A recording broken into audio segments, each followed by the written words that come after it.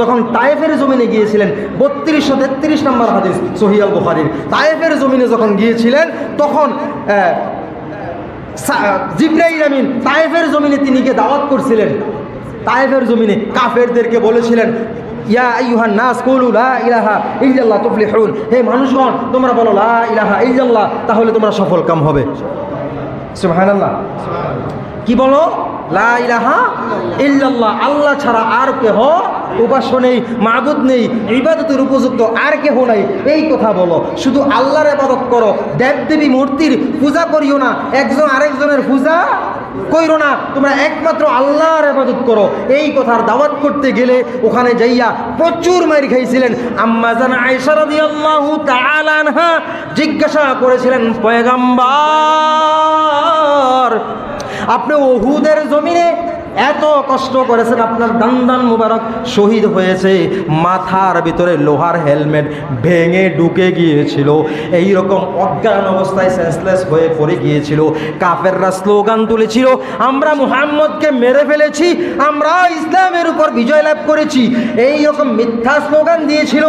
এত ভয়াবহ অবস্থা হয়েছিল, হামজা আমির হামজা রাদিয়াল্লাহু তাআলা আনহুকে পিস পিস পিস পিস করে ছিটিয়ে দেওয়া হয়েছিল। আল্লাহু আকবার।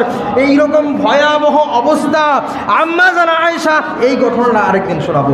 আম্মা জান আয়েশা রাদিয়াল্লাহু তাআলা আনহা বললেন যে এই যে এত ভয়াবহ এক অবস্থা হয়েছিল, এর চেয়ে কষ্ট কি আপনি আর কোনোদিন পেয়েছেন?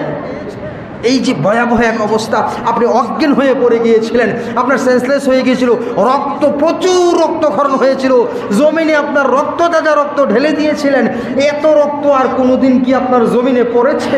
কে জিজ্ঞেস করছে? আম্মা জান আয়েশা রাদিয়াল্লাহু তাআলা আনহা। কাকে? রাহমাতুল লিল আলামিনকে জিজ্ঞাসা করছে।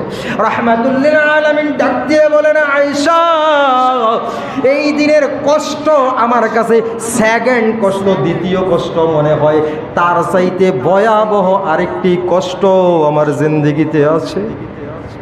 সেই কষ্টটা হলো, আমি যখন তায়েফের জমিনে দ্বীন প্রচার করার জন্য, ইসলামের দাওয়াত দেওয়ার জন্য, কালিমার দাওয়াত দেওয়ার জন্য গিয়েছিলাম, তখন আমাকে যাদেরকে দাওয়াত করেছিলাম তারা আমার দাওয়াত গ্রহণ করে নাই।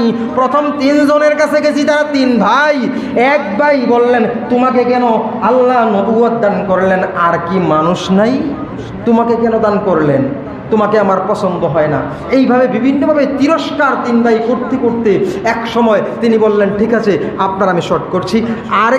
তিনি বললেন, তোমরা কি করো? তোমরা ইসলাম ধর্ম গ্রহণ না করলে নাই, ঠিক আছে আমি আমার পথে চললাম।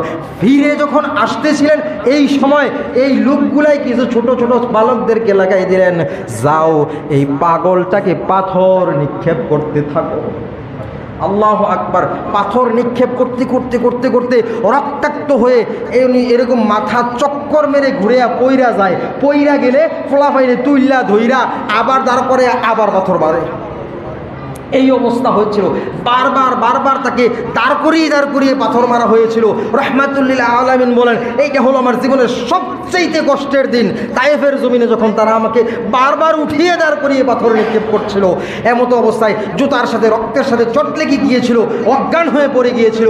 হঠাৎ করে তিনি দেখতে পান একখণ্ড মেঘ এসে তাকে ছায়া দিচ্ছে। এই মেঘের দিকে তাকাইলে দেখেন জিবরাইল আমিন আসছেন। আয়েশা বলেন, রাহমাতুল লিল আলামিন যদি হুকুম দেন তাহলে এই যে পাহাড় নিয়ন্ত্রণকারী ফেরেশতাগুলো আপনার সাথে কথা বলবে। পাহাড় নিয়ন্ত্রণকারী তারা বললেন, ইয়া রাসূলুল্লাহ একবার হুকুম করেন, 2 সাইড থেকে পাহাড় এসে সমস্ত তায়েফকে ধূলিসাৎ করে দেই। রাহমাতুল লিল আলামিন হাত উঠাইয়া দোয়া করলেন, আল্লাহ তারা বুঝে নাই, তারা অবুঝ, তাদের ভিতরে হেদায়াত দান করেন, তাদেরকে হেদায়াত দান করেন, তাদেরকে কালিমা নসিব করেন, তাদেরকে আপনি মাইরেন না। উনি বললেন, এত কষ্টের সময় গেছে, এইটা আমার জীবনের শ্রেষ্ঠ কষ্টের সময়।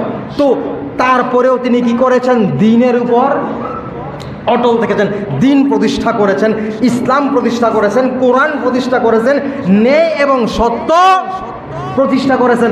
এই হলো সিরাতুন নবী। এটার নাম কি? সিরাতুন নবী, নবীর জীবনী।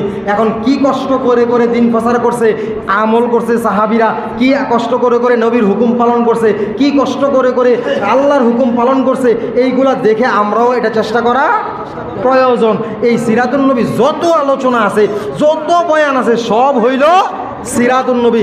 এক কথায় বিসমিল্লাহ থেকে শুরু করে নাস পর্যন্ত পুরা কোরআন শরীফটাই কি সিরাতুন নবী। আমরা ইনশাল্লাহ এগুলো আস্তে আস্তে শুনবো, আমল করার চেষ্টা করব। আমরা সাহাবীদের জীবনীর মতো করে নিজের জীবনী গড়ার চেষ্টা করব। সকলে বলি ইনশাআল্লাহ। আল্লাহ তাবারক ওয়া তাআলা আমাদেরকে প্রথমে আমাকে আমল করার তৌফিক দান করুক, পরে আপনাদেরকে আমল করার তৌফিক দান করুক, বলি আমিন। ওয়া আখির দাওয়ানা আলহামদুলিল্লাহি রাব্বিল আলামিন। আসসালামু আলাইকুম ওয়া রাহমাতুল্লাহি ওয়া বারাকাতুহু।